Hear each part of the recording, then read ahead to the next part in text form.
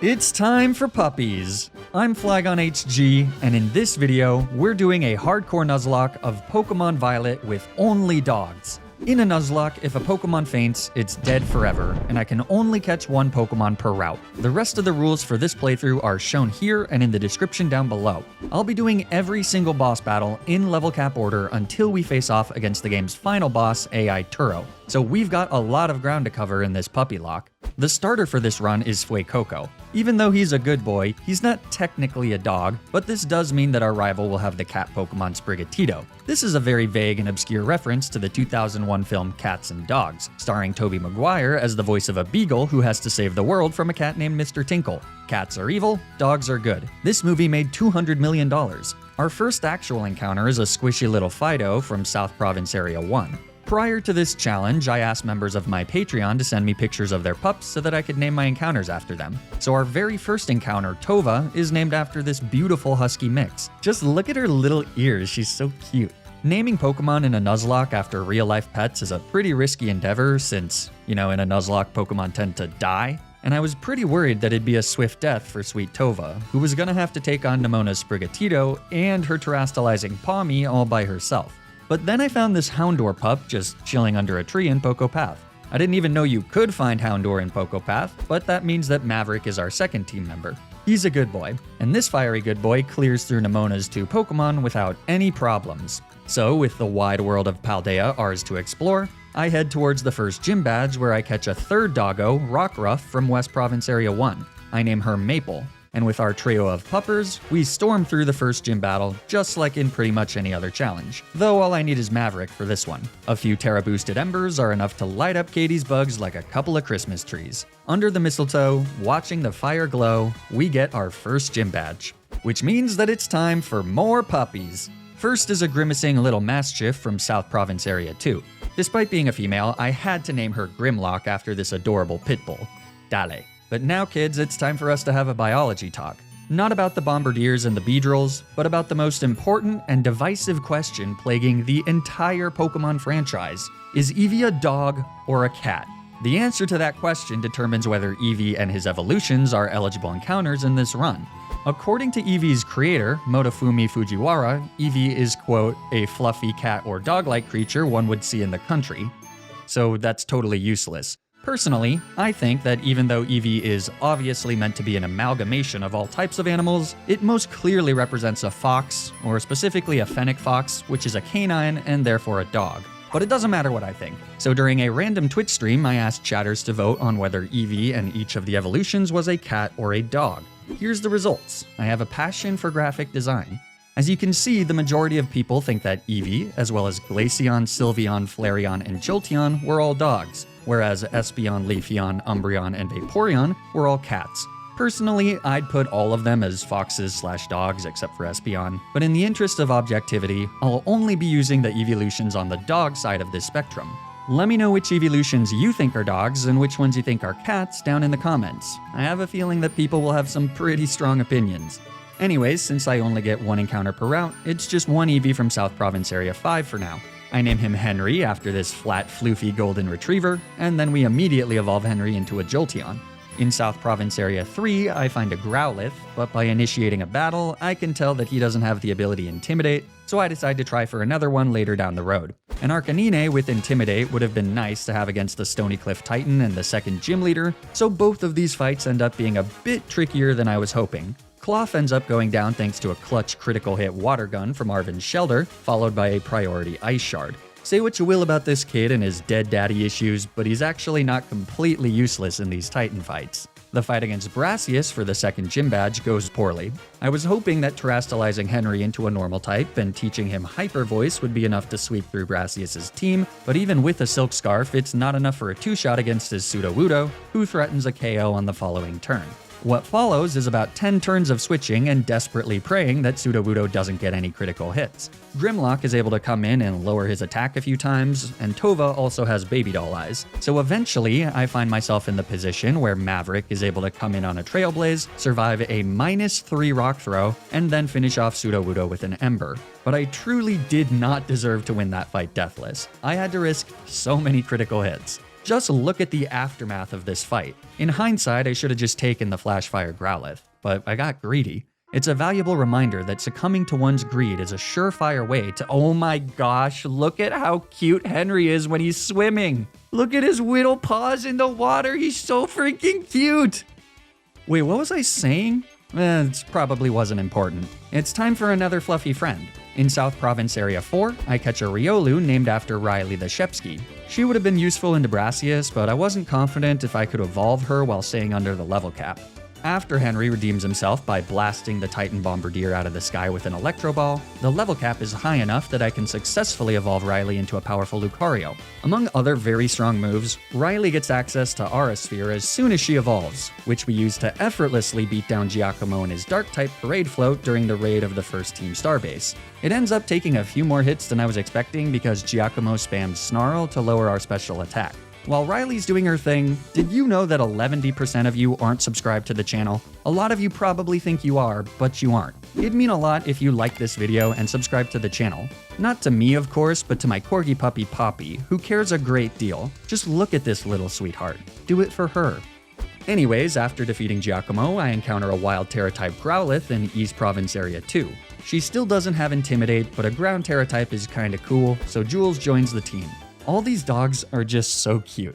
As we go to face Iono, Jules has evolved into Arcanine with a Firestone. Because she's a stone evolution, she gets access to a bunch of moves right off the bat, including Flamethrower, which she uses to torch Iono's Wattrel. Honestly, it feels a bit cruel. The Wattrel never stood a chance. Bellibolt is a little more resistant to our flamethrowers, so after getting him into the red, I switch to Henry. We Terrastalize on the following turn before killing Iono's froggy friend with a Hyper Voice. Luxio comes in next and does survive a Hyper Voice, only to get Henry back to full HP with a Spark thanks to Volt Absorb. Dogs rule, cats drool. Miss Magius is last, but she can't even hit Henry when he's Terrastalized into a normal type. Her only attacking moves are Hex and Charge Beam. She can still go for Confuse Ray, but all it takes is connecting twice for Miss Magius to go down, and we've won the 3rd gym badge. By the time we get to the 2nd star boss, Mela, Maple has evolved into Lycanroc, but that's not really particularly relevant for this fight. Turns out that Flash Fire on Jules isn't half bad, since it means we're immune to the Starmobile's strongest moves. We just slowly whittle away at Mela's ace with Dig, all the while staying healthy with leftovers. There's really not much she can do, and after a few turns, my dog has killed another car. These next 2 boss battles are equally as underwhelming. The Alaskan Bullworm goes down to 2 flamethrowers from Jules. Easy. All 3 of Kofu's water types fall to a single Electro Ball from Henry. Easier. At this point, Tova has evolved into Dashbun, and Grimlock has evolved into Mabostiff, so our entire team is fully evolved. That is until I catch a Greavard from Dali Zappa Passage. I'm not sure why so many of my encounters are female, but at this point, I was running out of girl names, so Greavard gets named after J-Mat, the Black Lab Pibble mix. She's a good girl, but she's also above the level cap for now. From West Province Area 3, I catch another Eevee, named after this silly little guy, Billy. And you know what's better than having 2 Pokemon with Flash Fire? 3 Pokemon with Flash Fire. Silly Billy evolves into Flareon, which might seem stupid now, but all will be revealed. Kinda. I thought the 3rd Team Star boss Atticus would be hard, since we don't actually have an easy way to deal with poison types, but then I realized that his lead Skuntank can only use Sucker Punch if you lead with a Steel type. Since Sucker Punch fails if you don't use an attacking move, this means that it's completely safe to set up 5 workups with Riley until Skuntank runs out of PP, and then one-shot Atticus's entire team with Flash Cannon. His Starmobile actually does survive 1 hit, which is pretty impressive, but 2 flame charges don't do enough damage without getting critical hits, so that's 3 cars killed by my dogs, 1 for every movie in the Cars franchise. Larry is up next on our whirlwind murder spree across Paldea, and he specializes in normal types, which is not ideal. For him. Riley the bipedal puppy outspeeds and one-shots all 3 of his Pokemon with Aura Spheres. Imagine having dozens and dozens of fans rush in to come see your match, only to lose your flying type in 1 hit from a fighting type move. That's gotta feel really bad.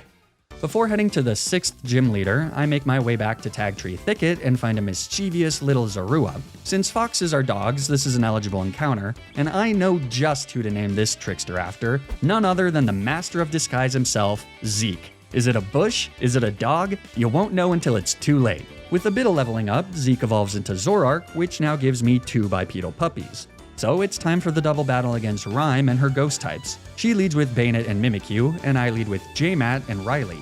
J-Mat baits Mimikyu into going for Shadow Sneak, but what's that? It's not very effective? That's right, you idiot, you got zeked. Bayonet goes for a Sucker Punch too, which is rich because he's the sucker in this scenario. A Dark Pulse from Riley kills Bayonet, and then before the game can even show me my team getting experience points, Zeke has blown Mimikyu's sub up with a Night Daze. Houndstone comes in second for Rhyme, but she's done for. There's no recovering after getting zeked. The crowd's on Zeke's side too, giving both of my Pokemon a boost to their attack stats. A Flash Cannon from Riley takes out Mimikyu, and then a Terra-type boosted Night Daze gets the one-shot on Houndstone. This makes the crowd go absolutely nuts. Security has to prevent hordes of fans from rushing the stage and smothering Zeke with adoration. Their fanaticism fuels my Pokemon with even more stat boosts, meaning that Riley is able to blow away Rhyme's last Pokemon, a Ghost Terra-type Toxtricity, with a single Dark Pulse, winning us a very easy battle. The next Titan is a bit scary. If you've noticed, my team doesn't have an amazing matchup into ground types, and since Iron Treads is also part Steel type, Tova, the most physically defensive of my Pokemon, isn't a great answer either. I thought I could get away with Terastallizing Riley to drop our ground type weakness and nailing Iron Treads with a boosted Aura Sphere, but they actually outspeed, and an Iron Head comes one crit away from killing one of my strongest team members. And that was in the matchup before they get boosted up. For the second matchup, I decide to go with Jules. A held air balloon means we're immune to a ground type move on at least the first turn, which means we can nail the nasty Titan with a flamethrower. Then Arven proves his usefulness yet again by lowering Iron Tread's speed with a Scary Face. So on the next turn, we safely outspeed and finish off the giant Titan with a second flamethrower. That's a relief. The 7th gym leader is next, but before we do that, I just have to show you Grimlock's facial expressions during the emotional intelligence test or whatever it's called. Her face when she gives a joyful smile is so funny. Why does she do it so slow? That's the smile of someone who's learning that the hit job they ordered was successful and the cops don't have any leads. I still hate having to do this gym challenge every single time I do a playthrough of these games, but at least it gave me Mabostiff's serial killer smile. Well anyways, our murder dog is primed and ready to clear through Tulip's psychic types. A Crunch one-shots her for a Giraffe after a Terastallization. Gardevoir is next, which is Fairy type, so I switched to Silly Billy on a Dazzling Gleam. I thought a Silk Scarf boosted Double Edge would be enough to kill her, but it's not, marking the second time this run that I overestimated the damage output of an Evolution using a normal type move. Once again though, I'm just barely unpunished for it as Billy lives to see another day. Espathra is third, but Jules comes in and takes her out with a Crunch, followed by an Extreme Speed. That just leaves Florges, but Grimlock is free to come in on a Psychic, and then take the kill with a Terra-boosted Crunch, winning us the 7th gym badge. It's a straight shot to Glaseado Mountain, where the final gym battle kicks off against Grusha and his ice types. But as with many of the boss battles in this section of the game, it's barely worth mentioning. Riley one-shots all 4 of his Pokemon with either Flash Cannon or Aura Sphere, which would feel a bit anticlimactic if it wasn't for the fact that there's still 13 more boss battles before the end of this challenge. The Fairy-type Team Star boss, who I refuse to learn the name of, is pretty trivial with my current team. His lead Azumarill gets one-shot by a Thunderbolt from Henry. His Wigglytuff gets bopped by the 1-2 punch of Thunderbolt and Volt Switch, meaning that Riley gets a free switch-in to take care of his Dachshund with a single Flash Cannon. The car is a bit trickier because they have Confuse Ray, but over the course of 5 turns, when Jules comes in, she refuses to hit herself in confusion even a single time. So now that's 4 cars dead. 1 for every film in the Cars franchise if they ever choose to adapt my spec script, Cars 4E Road. Before taking on the final Titan of the game, it's time for our last bout of puppy adoptions. There's still 2 internet-approved evolutions to catch. The first is a Glaceon from Glaseado Mountain, and, well, I kinda messed up here. Turns out I also named Glaceon Billy, forgetting that Billy was already the name of my Flareon. I'm not sure how I didn't notice that mistake until writing this script. But congrats to Billy's owner, I guess, and sorry to all of you who submitted dogs that didn't make it into the challenge. Regardless, I really appreciate all the support, and your doggos are cute as heck. Oh, and last but not least, I also catch a Sylveon from North Province Area 3 and name her Leo. Leo's 12 years old, and he's just as adorable now as he was when he was a puppy. The cool thing about catching Billy and Leo in the wild is that they have Ice and Fairy Terra types respectively, instead of Eevee's normal Terra type. Both of them will be useful for the upcoming battles, starting first with the False Dragon Titan. The Dodonzo gets taken care of by Volt Switching with Henry and Play Roughing with Tova. But then Billy 2 takes out Tatsugiri with a 4-time super effective Freeze Dry. Good job, Billy 2. Leo makes her debut against the final Team Star boss Eri and her fighting types. However, we lead with Riley, who's able to one-shot Eri's Toxicroak with a Psychic. Passimian comes out second, threatening with close combat, so now it's time to bring in Leo, who eats the attack fairly well. On the next turn, a second close combat does a good chunk of damage, but we can now retaliate with a Draining Kiss that gets us all the way back to full HP, while simultaneously taking out Yuri's first monkey. The second monkey comes in next, so we just tank a close combat, and then we get the one-shot with a Terra boosted Moonblast, though I think the Terra was probably a waste there. Lucario is fourth, but since he's special and doesn't have a Steel-type move, Leo's completely safe here, and Lucario goes down to a combination of Moonblast and Draining Kiss. That just leaves the last of the Starmobiles, though this one is super annoying because they know Shift Gear and have the ability Stamina to boost their defense as well. What ensues is a battle of attrition between Tova and the Cave Starmobile. By going for Charm, we can lower the Cave Starmobile's attack faster than they can boost it up with Shift Gear. Some back-of-the-napkin math tells me that Tova will survive a critical hit spin-out if she stays at relatively full HP, so it's just a matter of hammering away at the Pokemon Machine hybrid with Play Roughs until eventually Tova delivers the finishing blow, defeating the fifth and final Starmobile. That's one car for every film in the Cars franchise, including the two spin-off films Planes and Planes Fire and Rescue. Anyways, the Starfall Street storyline is almost at its climax, but there's still a fight against Clavel before facing off against the super secret big bad of Team Star. I decide to take him on before facing off against the Elite Four since they have the same level cap. Clavel leads with Oranguru, and I lead with Henry. But what's that? Henry's using Night Days? That doesn't make any sense. What's going on? Henry's using Flamethrower to one-shot Abomasnow? But Henry doesn't know Flamethrower. What is this tomfoolery? Psst, it's actually not Henry. Clavel's being zeked. Don't tell him though, because he'll never know. As Houndoom comes in third, I use U-turn with Henry to switch into Tova, who's immune to Houndoom's Fire Blast thanks to Well-Baked Body.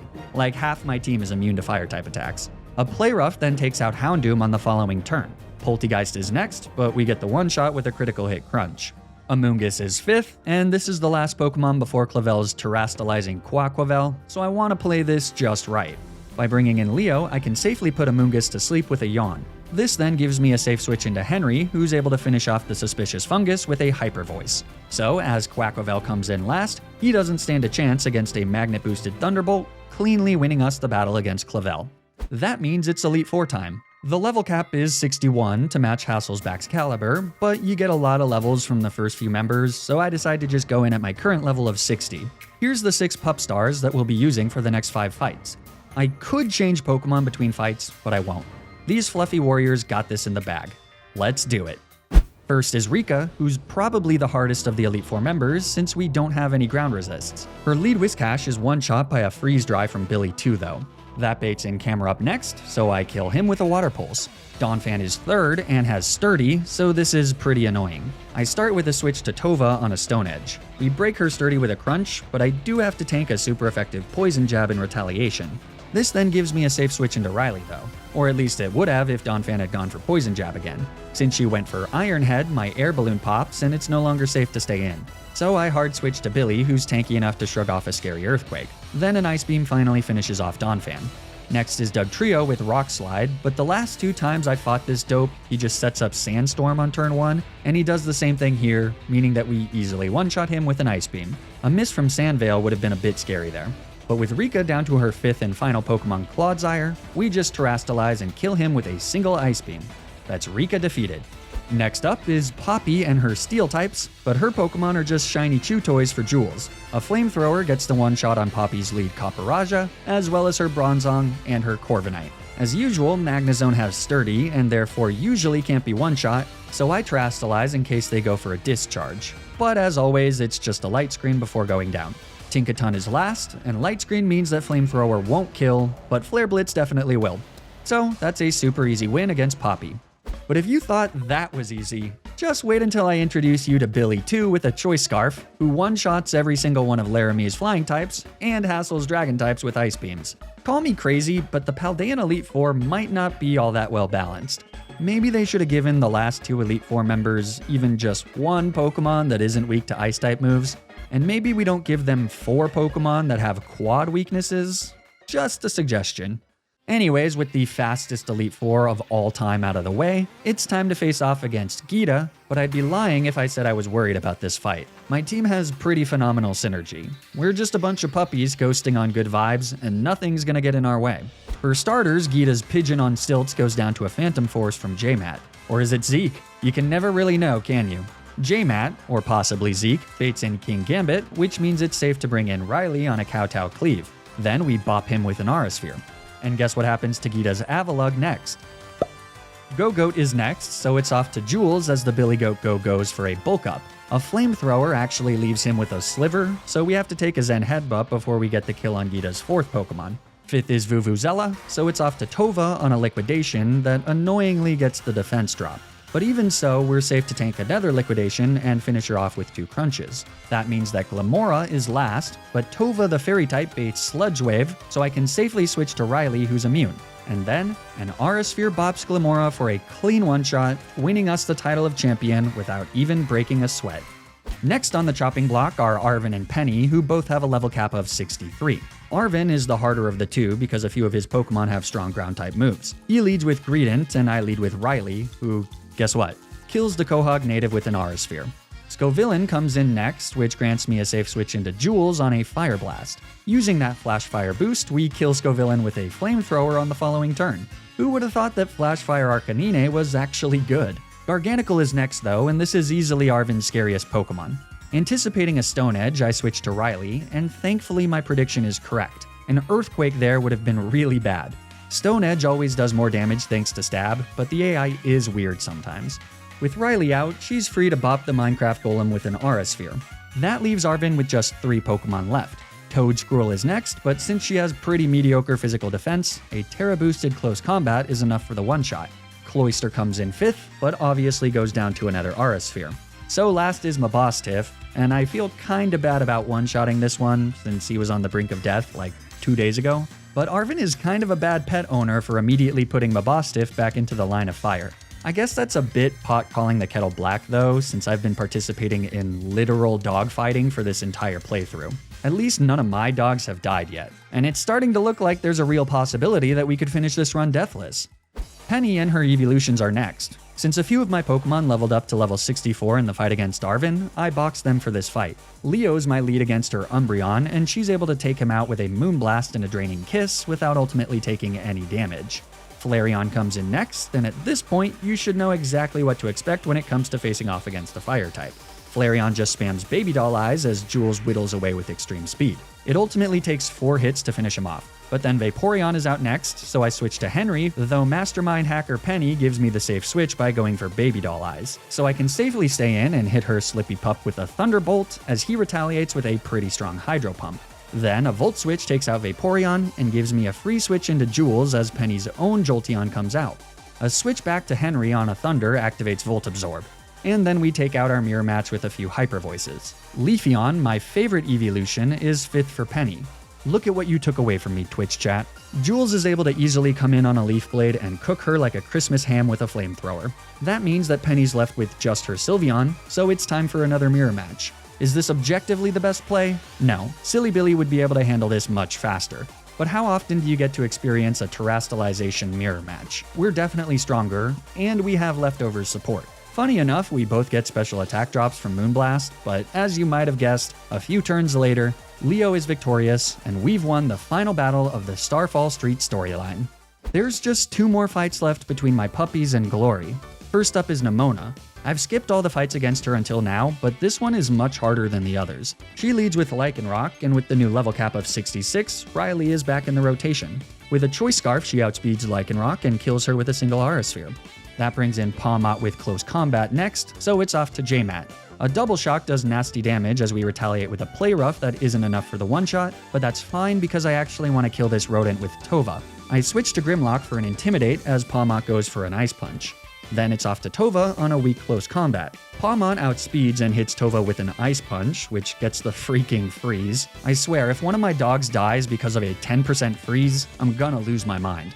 Fortunately, Tova wakes up on the following turn, so crisis averted. With Tova out, this baits in Orthworm with Iron Tail, granting me a fairly safe switch back into Riley. She then does what should be expected at this point. Aurasphere takes out Wiggler's love child, bringing in Dunsparce 4th. This thing is pretty scary, so in order to ensure the kill, I Terrastalize before taking him down with another Aurasphere. But that brings in Goodra next, and based on my team selection, I gotta do something a little risky. First, I switched to Tova on a Dragon Pulse. But now we're in a tough position. Because I Terrastalized Riley, I can't Terrastalize here, so Tova probably doesn't kill Goodra in one shot. She also doesn't get access to Fairy-type Terra Blast anymore, so there's a 10% chance to miss Play Rough. In retaliation, Goodra has super effective Sludge Bombs. A crit will kill, as will a high roll into Poison. Leo the Sylveon would be a much better answer in this situation, but there's not much else I can do here except pray that Tova can hold on. So I go for a Play Rough, which does connect, but misses out on the KO. Goodra then goes for Sludge Bomb, but by the skin of her teeth, Tova survives. A 30% chance to poison would have been the end of sweet little Tova. That was lucky. Nemona's final Pokemon, Meowscarada, is normally her scariest Pokemon, but even with a critical hit Terra-boosted Flower Trick, Jules doesn't take all that much damage. It's kind of funny that Nemona says she clinched that crit through sheer determination to win, given that Flower Trick is guaranteed to crit, though it's obviously not enough, and Meowscarada falls to a Flamethrower, winning us the final rival fight of the game. Which means that it's all come down to this last fight. One last fight between me and a deathless run using Pokemon named after other people's pets. The stakes are not at all lost on me. It's time to win this challenge deathless once and for all. AI Turo leads with Iron Moth, and it's finally Maple the Lycanroc's chance to shine. A 4-time super effective Stomping Tantrum one-shots Turo's futuristic Moth, giving us an early lead. And that lead grows even larger as Iron Thorns, baited by a super effective Earthquake, comes in second and also goes down to a quad effective Stomping Tantrum. That means that third is Iron Hands, easily one of Turo's most imposing Pokemon. A switch to J-Mat on a free Drain Punch puts us in a good position to hit Iron Hands with a fairly strong dig. But then Iron Hands crits with a nasty Thunder Punch, meaning that a second one will likely kill J-Mat even after Leftover's recovery. But if Alturo is going to be cheeky with a crit, we can be even cheekier by switching to Henry, who's immune to Iron Hands' electric-type attacks. We can also nail them with a Volt Switch for some damage, and bring in J-Mat on a Drain Punch. And then we rinse and repeat, until Iron Hands is low enough to go down to a Thunderbolt. That brings in Iron Jungle Gym next, who promptly falls to a super effective Thunderbolt. And then guess what happens to AI Turo's 5th Pokemon, Iron Bundle? Merry Christmas, sucker! All of a sudden, Turo is down to his final Pokemon, a Quark Drive boosted Iron Valiant. A Volt Switch does phenomenal damage and grants me a safe switch into Sweet Tova, who tanks a Spirit Break. Tova now baits Poison Jab, which gives me one last safe switch into Riley. And then, with a Psychic, we take out Turo's Metallic Ace, winning us the battle, saving all of Paldea, and defeating the Puppy Lock of Pokemon Violet completely deathless. This was definitely my favorite playthrough of Paldea so far. It was a lot of fun getting to use such a diverse selection of Pokemon, and I'm so grateful that so many people submitted their dogs for this challenge. It feels good to wrap it up without causing any emotional scars. Should I try with cats in the next video? Let me know in the comments down below. And if you enjoyed watching this video, it'd be great if you could like the video and subscribe to the channel. Or don't, I don't know. But I do know that you should follow me on Twitter and Twitch to keep up with streams of my future challenges. You should also subscribe to my highlights channel to get highlights of the challenge I'm currently streaming before it's cut down to a video on the main channel. And if you want your pet to be featured in a future Nuzlocke, consider subscribing to my new Patreon, which also comes with access to bonus content and early video access. The links to everything are in the description below. Stay tuned for more Nuzlocke videos, and until then, remember to always, always, always play around the critical hit.